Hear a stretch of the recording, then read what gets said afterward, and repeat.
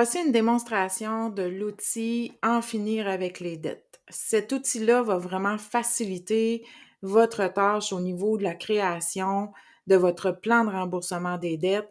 Il est disponible sur la page outils du site web de Budget Express. Donc, sur cette page-là, vous allez retrouver tous les outils qui ont été développés.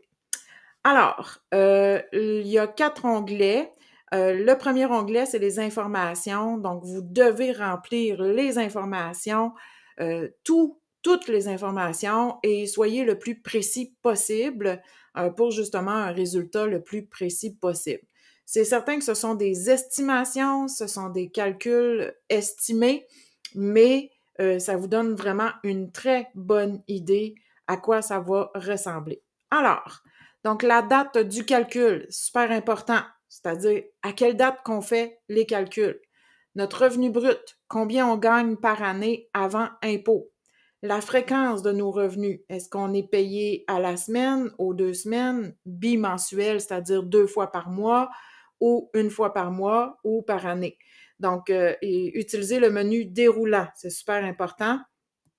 Également, inscrire le montant supplémentaire qui peut être attribué au paiement de vos dettes. C'est-à-dire, est-ce que après avoir fait votre budget, vous êtes capable de mettre un petit peu plus? Et ça, c'est selon la fréquence de vos payes. Donc, si vous êtes payé à la semaine, qu'est-ce que vous pourriez dégager par semaine pour appliquer à vos dettes? Si vous êtes locataire, indiquez le montant mensuel du coût du loyer et du chauffage. Donc, les deux additionnés ensemble mensuellement. Ensuite de ça, si vous êtes propriétaire, donc là, on doit vraiment remplir les informations par rapport à la résidence et l'outil va évaluer qu'est-ce qui est possible de faire. Donc, il va faire les calculs. Est-ce que la consolidation des dettes est possible? Et il va donner les résultats aussi pour augmenter l'amortissement et aussi les résultats, à savoir si on fait un refinancement, ça va donner quoi. Donc, on indique quel type d'immeuble, est-ce une résidence principale, secondaire ou locatif. Donc, dans ce cas-ci, on sélectionne la résidence principale, la valeur marchande, c'est-à-dire combien on pourrait la vendre, mais c'est vraiment la valeur marchande de la banque. C'est pas sur le marché. Comme j'expliquais, les banques sont un petit peu plus frileuses au niveau de la valeur marchande des maisons. Alors, oui, également, ça se peut que vous ayez des frais par rapport à un rapport d'évaluation de la valeur marchande à débourser. Ça dépend des institutions financières. Maintenant, le solde actuel de votre hypothèque, le versement, la fréquence du versement, donc utilisez le menu déroulant toujours. Donc, si vous avez ces 1291 aux 2 semaines, ben, il faut vraiment indiquer le montant et la fréquence. Le taux actuel, donc à quel taux vous avez votre hypothèque actuellement. Également, l'estimation de la pénalité. Donc, c'est vraiment une estimation. Vous devez contacter votre institution financière. Eux aussi vont vous faire une estimation. Et sachez que ça fluctue, c'est-à-dire que ça bouge. Ça peut bouger là, d'une journée à l'autre. Donc, ce n'est pas fixe dans le temps. Ça évolue. Et ben, c'est certain que si vous voulez que vos calculs soient le plus juste possible, ben, juste avant d'exécuter le refinancement, faites une demande là, à votre institution financière. Donc, à quel moment l'hypothèque est renouvelable? On indique la date. Et également, si on veut évaluer la possibilité d'augmenter l'amortissement, ben, ce serait quoi le nouvel amortissement?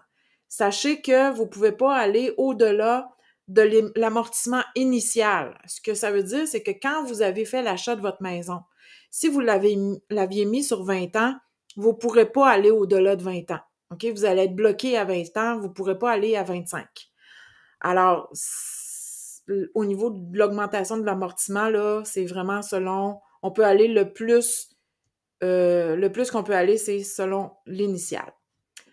On indique le taux hypothécaire qu'on pourrait obtenir présentement. Donc, selon l'offre actuelle, exemple, ce serait autour de 4,25. On indique également combien ça coûte par mois les taxes municipales scolaires et la ligne d'en bas, c'est le coût mensuel de chauffage. Maintenant, les autres crédits. Donc, ici, on peut inscrire une description. Maintenant, il faut sélectionner le type de produit de crédit. Donc, est-ce que c'est une carte de crédit? Puis les pourcentages qui sont indiqués, là, c'est le taux minimum de remboursement. Utilisez 5% pour toutes les cartes de crédit. Vous allez voir, c'est ce qu'il y a de mieux à faire parce que de toute façon, la loi va obliger les cartes de crédit à demander un paiement minimum de 5%. Donc, dans ce cas-ci, c'est un prêt automobile. On n'indique pas de limite parce qu'on ne peut pas aller réemprunter dessus. Le solde actuel. Donc, on indique combien on doit présentement, le taux d'intérêt, le montant du versement. Il y a 2 colonnes au niveau des versements. Donc, versement fixe, c'est justement soit un prêt personnel, un prêt auto. Donc, c'est pas variable, OK? C'est pas selon le solde. C'est vraiment un paiement qui est fixe. Donc là, on l'indique. Et automatiquement, ici, à paiement minimum, ça va se mettre à 0. On indique la fréquence. Donc, on paye par semaine, 2 semaines, par mois. Bimensuel, c'est 2 fois par mois. On indique la prochaine date, le prochain versement, ça va avoir lieu à quelle date. Et là, automatiquement, l'outil va nous calculer quand est-ce qu'on va terminer de payer cet emprunt-là. Donc là, on répète pour chaque produit de crédit. Sachez que pour les cartes de crédit, les marges de crédit, laissez le montant fixe à zéro, mettez rien au montant fixe. Le montant minimum va se calculer automatiquement. Si vous voulez mettre un montant fixe, vous pouvez, comme par exemple une marge de crédit, mais l'outil va quand même utiliser les versements minimums pour bâtir votre plan. Alors, après avoir terminé justement de remplir cette fiche-là de renseignement, oui, information importante, ne mettez jamais les autres ici, là, même si vous n'avez pas d'autres emprunts, laissez toujours quelque chose parce que sinon, ça donne des codes d'erreur au niveau des calculs. Le deuxième onglet qui est le sommaire, c'est le résultat. OK? C'est là qu'il y a une analyse qui est faite et qui vous donne les résultats de chacune des solutions, soit la consolidation, soit l'amortissement, donc augmenter l'amortissement de votre hypothèque actuelle ou encore le refinancement. Donc, on voit ici qu'avec un ratio de 76,88 ben, c'est impossible d'avoir un prêt consolidation des dettes. Donc, compte tenu de vos résultats, votre ratio d'endettement dépasse le maximum admissible. Alors, c'est pas accessible un prêt consolidation. Toutefois, augmenter l'amortissement, comme expliqué précédemment, ça peut être possible. Puis ça, il n'y a pas d'analyse au niveau de votre ratio d'endettement. La plupart des institutions financières, il n'y a pas de frais. Et là, on voit que le résultat, c'est que ça dégagerait 929 par mois. Attention, il ne faut pas partir en peur. Il faut vraiment l'appliquer à nos dettes. Il ne faut pas le dépenser. Et il ne faut pas non plus se réendetter. Donc, il faut avoir une bonne gestion financière pour pouvoir justement s'en sortir un jour.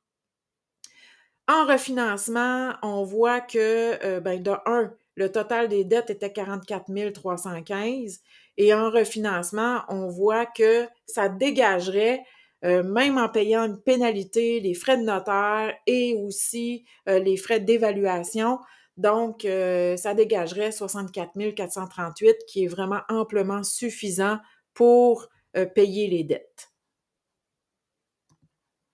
Après avoir rempli les informations, donc l'onglet information, après avoir bien sûr sélectionné l'option ou la stratégie qui va être applicable au plan de remboursement des dettes. Donc, dans ce cas-ci, on va choisir l'amortissement, puis je vais vous expliquer pourquoi. Donc là, on est prêt à remplir ou à créer notre plan de remboursement des dettes. Alors, c'est vraiment une séquence de paiement. On vous indique le montant que vous allez devoir programmer pour les paiements. Et également, vous allez avoir vraiment les échéances, c'est-à-dire quand est-ce que vous allez terminer de payer vos dettes et vous allez devoir vous attaquer une dette à la fois, comme expliqué là, dans la formation. Alors ici, si on sélectionne par exemple la stratégie refinancement, ben, on voit que le montant dégagé est de 64 000, puis les dettes sont de 44 000. Fait qu'on les élimine. Donc là, tout est à zéro. Donc, pour les besoins de la cause, on va sélectionner amortissement, mais on aurait tout aussi bien pu sélectionner aucune stratégie parce que peut-être que l'amortissement, ce ne sera pas accessible non plus. Donc, s'il n'y a aucune stratégie disponible, bien sûr, on sélectionne aucune. Donc là, on va choisir amortissement. Donc, au niveau de l'amortissement, on a vu que ça dégageait un peu plus de 900 $ par mois.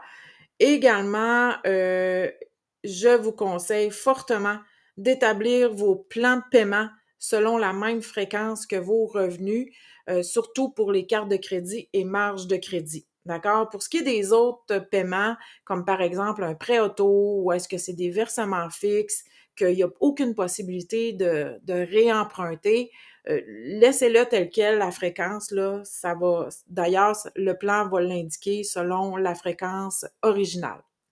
Mais pour carte de crédit, marge de crédit, idéalement, mettez-le à oui. Alors, notre 900 quelques dollars qui est dégagé par l'augmentation de l'amortissement va être réparti à chacune des payes. Donc, dans ce cas-ci, c'est à la semaine. Alors, ça nous donne grosso modo là, 214 $ par paye. Et est-ce qu'on veut appliquer ce montant-là au complet à nos dettes?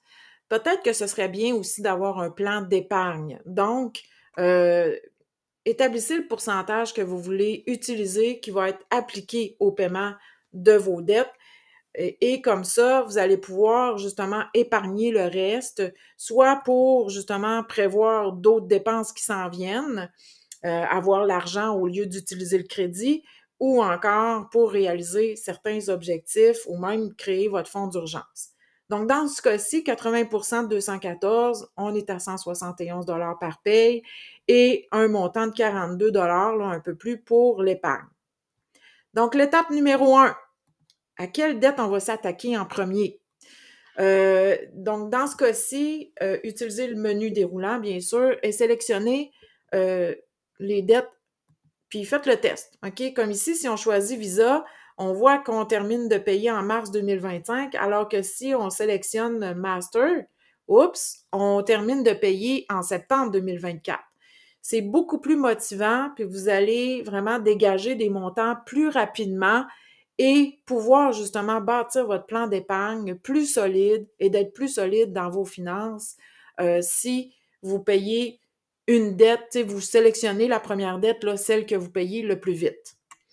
Alors, on voit la dette en question, on voit faire des versements OK? On voit les versements qu'on doit faire.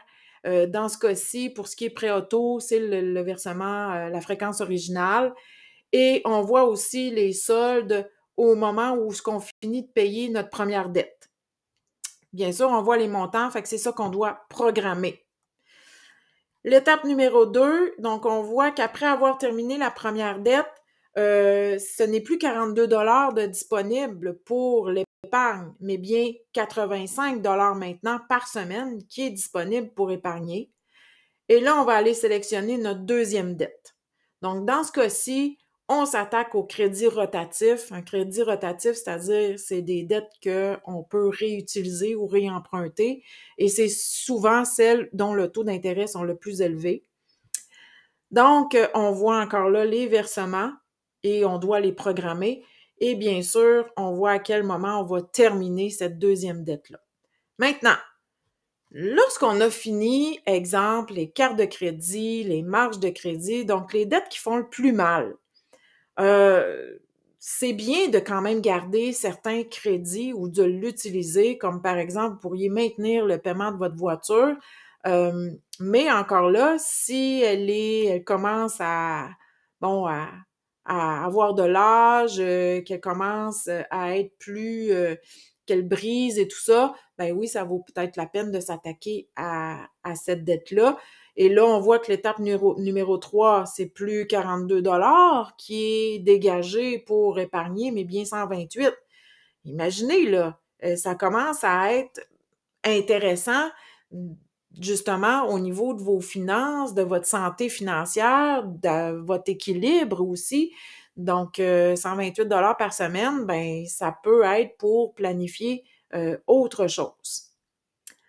Alors, si dans ce cas-ci, on s'attaque à la Subaru, ben, on voit maintenant le montant par semaine, puis on voit qu'au lieu de terminer en 2029, on va terminer en juin 2026. Donc, on paye beaucoup plus rapidement et ainsi, ben, si on a besoin de changer la voiture, on va pouvoir le faire. Alors, c'est tout pour... Ah oui, il reste l'onglet suivi, désolé. Donc, dans l'onglet suivi, c'est juste un petit aide pour justement voir, vous projeter dans le temps et voir ben, où est-ce que vous en êtes rendu dans vos soldes de vos produits de crédit. Donc, si par exemple, je veux savoir en 2024, le 1er juin, je serais rendu où avec mes dettes, ben, on indique la date et ben, on a vraiment le solde à cette date-là. C'est approximatif, là, mais si, exemple, on veut se projeter au 1er janvier 2025, donc on indique la date et là, on voit que effectivement le solde de la master est à 0 et on voit le solde de nos autres produits de crédit. Alors, c'est tout pour cette démo. Donc, comme je disais, vous pouvez vous procurer cet outil-là sur la page outils du site web de Budget Express au montant de 24,99 $.